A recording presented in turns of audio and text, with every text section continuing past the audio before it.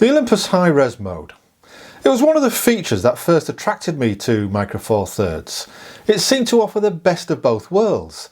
The ability to have a small lightweight camera system and yet still be able to capture large files, up to 80 megapixels.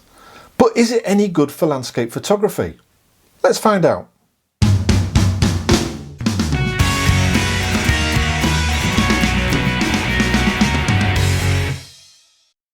Now then, good to be with you all again, and definitely without a hat. And if you're wondering what I mean by that comment, well, you're just going to have to watch the previous video to find out. Speaking of which, I just want to send out a huge thank you to everybody who viewed, liked and commented against that video. The response was really quite overwhelming, so again, a big thank you.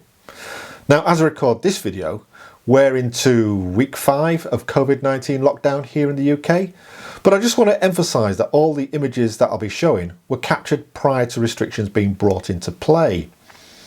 Now, as I mentioned in the introduction, this video is going to be looking at high res mode with regards to landscape photography.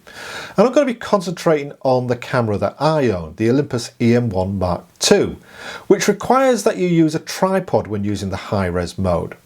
But of course, since the introduction of the EM1X and the EM1 Mark III, things have moved on slightly, in that you can use those cameras handheld in high res mode as well as on a tripod.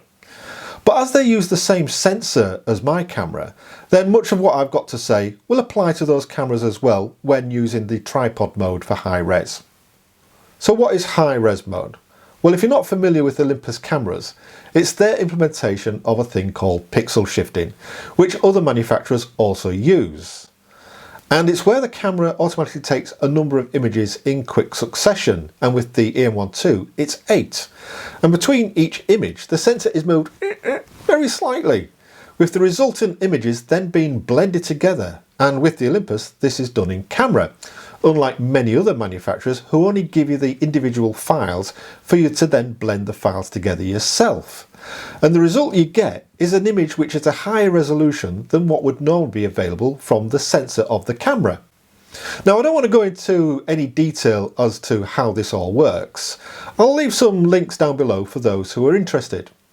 But before you can use it, you need to enable it, as it's not enabled by default with the Olympus cameras, and this is done through the menus. You go to Shooting Menu 2, High Res Shot, and change it from off to a value, which isn't all that intuitive in my mind. And these values are the time delay that you require from pressing the shutter button to the high-res image capture process starting. And unless you're using a cable release or remote, you need to set it to a value in excess of 0. Setting it to 0 will cause the image process to start straight away. Now, even though I use a cable release myself, I still tend to have a delay set to minimise any camera shake, more of which I'll talk about later in the video.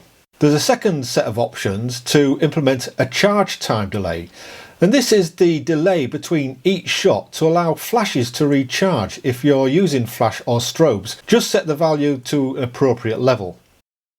Once enabled, the high res is then available to be selected from the shooting mode via the super control panel. From the single shot option, move one place to the left so that the double overlapping screen symbol, or whatever it is displayed. Now, it's important that you remember to set your output quality, as it defaults to JPEG and doesn't automatically adopt the setting from your normal shooting mode. So if you normally have your camera set to shoot RAW, you'll need to ensure that you change the output for high res mode. For the EM1 II, there are 4 choices for your output. There's a 50 megapixel fine JPEG, a 25 megapixel fine JPEG, a 50 megapixel fine JPEG plus RAW, and a 25 megapixel fine JPEG plus RAW. So if you're shooting RAW, you always get a JPEG whether you want it or not. And of course, if you're shooting with 2 cards, you can set each card up to record independently in any of those modes that I've mentioned. I tend to record the RAW and small JPEG file on my main card and the larger JPEG file on my second card. And if shooting RAW, you also get another file, an ORI file, which may not be readily apparent, especially if you're using something like Lightroom, as Lightroom doesn't recognise the file format, nor does it import it into the system. And the ORI file is the first RAW file captured in the sequence of 8 images that make up the high res file. And if you want to use it, you first of all have to import it into your computer and rename the file extension from ORI to the standard RAW format ORF. But if you're using Olympus's own workspace, then the ORI file is recognised and usable as per normal in the application. And then it's just a case really of setting your shutter speed and aperture as per normal really, but there are a few things to be aware of. The smallest aperture you can use is f8, the highest ISO you can use is 1600, and the camera uses electronic shutter, you can't change it. And as the sensor is moving in order to capture the images, then image stabilization is turned off. And of course you need to mount your camera on a tripod, unless you're using the handheld mode on the EM1X and the EM1 Mark III. Okay, so what sort of results can you expect to see and what issues might you encounter? Let's look at a few examples. The first main issue, of course, is movement in the shot. And whilst the Olympus camera will try and do some correction, as we see in this example, which were taken from the same shot with the ORI RAW file on the left and the high-res version on the right, we see that the white car from the ORI version translates into a number of ghost images in the high-res image. And when you count them, you'll see that there are 8. And this is because during the high-res capture, 8 images are taken. Now this image was captured at 1/500th of a second, but even ramping up the shutter speed to 1/8000th of a second doesn't eradicate the ghosting. It's only when we start lowering the shutter speed that we see some improvements. When we get down to say 1/8 of a second, we see that the ghosting has become more like a standard blur that you'd expect when using a slower shutter speed in normal mode. And when we get to 1.3 seconds, we see that traces of vehicles have more or less gone altogether, with only minor traces of blur. But of course, the slower your shutter speed, the more susceptible your camera becomes to camera shake, even in normal mode. But my experience of high res mode is that the camera seems to be even more susceptible to it, even when mounted on a tripod, especially in windier conditions. The slightest movement of the camera seems to have a compounding effect. For example, as we see in these two images taken on a different day when the conditions were breezy, but it wasn't a gale force wind, we have a shot taken with the Olympus in high res mode at 10 seconds on the left and a shot taken with my Canon EOS R at 15 seconds on the right. And when you look closely at the two images, it would seem that the Olympus is somewhat less sharp, and I can only assume that this is down to camera movement. And even some examples at 1.5 seconds taken with the Olympus on this day were very poor. But what about any potential quality improvements to the images? Well, to demonstrate this, I'm going to use 4 images taken from the same shot, using different outputs. Each of these images have been cropped ever so slightly just to straighten them up, because, like a plonk, I didn't notice at the time that the camera wasn't level.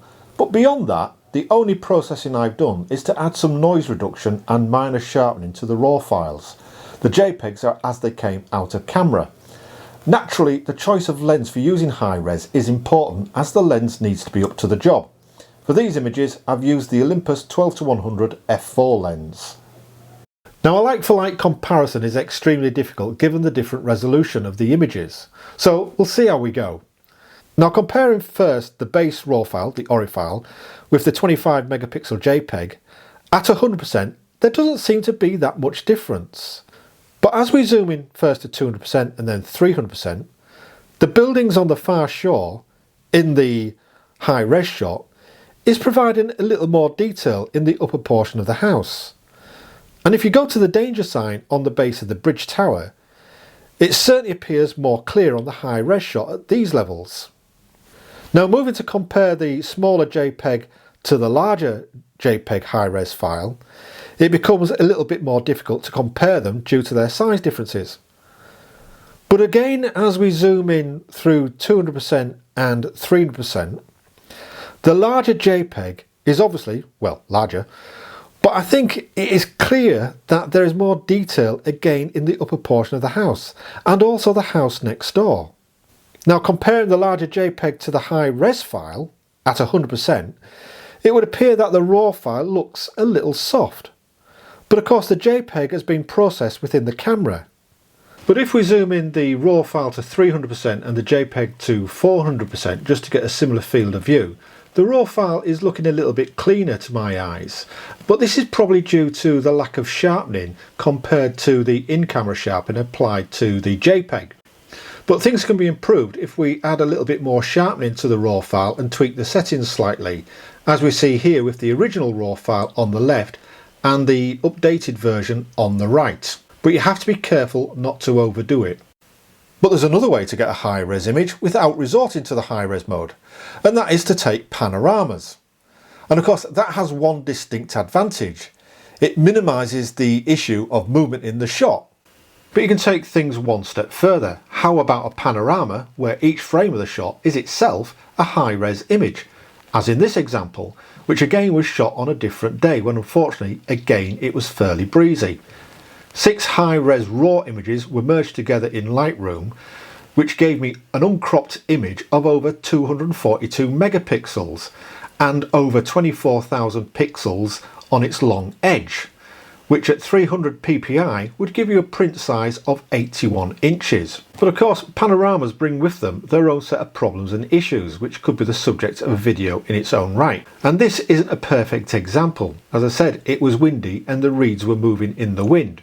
But it does give you a flavour of the sort of results that you can get with your Olympus camera in high-res mode to achieve whopping file size outputs. Now in my last video I included a brief comparison of my Canon EOS R against my EM1 Mark II in normal mode. But I did include a caption underneath one of the images to say that I'd also shot it in high-res mode. The setting for the comparison was a woodland shoot, which can be a great place to use the high-res mode as it's generally more sheltered. And in this example we have the Olympus Hi Res file on the left and the Canon EOS R file on the right. And at 100% there isn't a lot to choose between the two.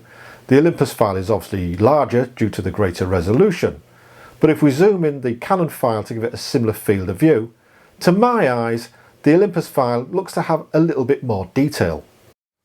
So how then can we summarise the suitability of using the high-res mode for landscape photography? Well, naturally it's more suited for more static subject matter, such as product photography or even architecture, as any movement in the shot is potentially going to show up as weird patterning, dependent upon the speed of the movement and the shutter speed used. And whilst you can minimise this sometimes by lowering the shutter speed, you then run into the issues of difficulty with foreground interests such as foliage or trees, especially in windier conditions. But this doesn't mean to say you can't shoot foliage or trees with high res. You just have to be mindful of the conditions you're shooting under. The criteria I use as to whether I'm going to shoot an image in high res is, would I be happy to shoot this image in normal mode at a slow shutter speed?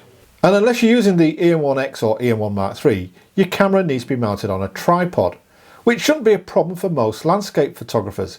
But it does need to be a sturdy tripod, as any camera shake seems to be compounded when using high-res mode. But what are the advantages?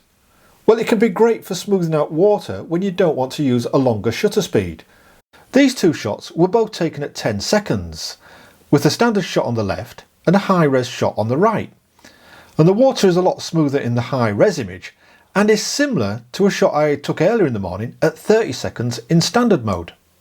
You also get more accurate colour information when using high-res mode. This is because as the sensor moves, each photo site is capturing its own set of colour information for red, blue and green. But it's that large file size, up to 80 megapixels, which is its greatest advantage. And at 300 ppi can give you a print of 34 inches. But do you really need a file that big? Well, of course, only the individual can answer that. For myself, I've been asked on a couple of occasions over recent months for files that when upscale can print to 10 meters to go on internal office walls. But if I had a need for a file that big on a regular basis, I think I'd be tempted to go with a dedicated high-res camera. Not least because it minimises the movement issues and camera shake issues that I mentioned earlier. But if your need is infrequent, then high-res mode can give great results for landscape shooting, provided you use it within its constraints and provided you have a lens capable of resolving the extra resolution. Well, I hope that's been of use, at least to some of you. I appreciate that under the current conditions it's difficult, if not impossible in some places, to get out to take any landscape shots. But when things do get back to normal and you have an Olympus camera with high res mode, get out there, give it a go. I'm sure you'll be impressed by the results that you can get. In the meantime, why not try it at home on some product photography? Well, that's it for now. Thank you ever so much for watching. I look forward to being with you again next time. Until then, especially in these conditions, stay safe, take care, and TTFN, ta-ta for now. And before I go, I just want to say a big thank you to all the key workers who are keeping things going during these difficult times, and a special big thank you to all the health and care workers.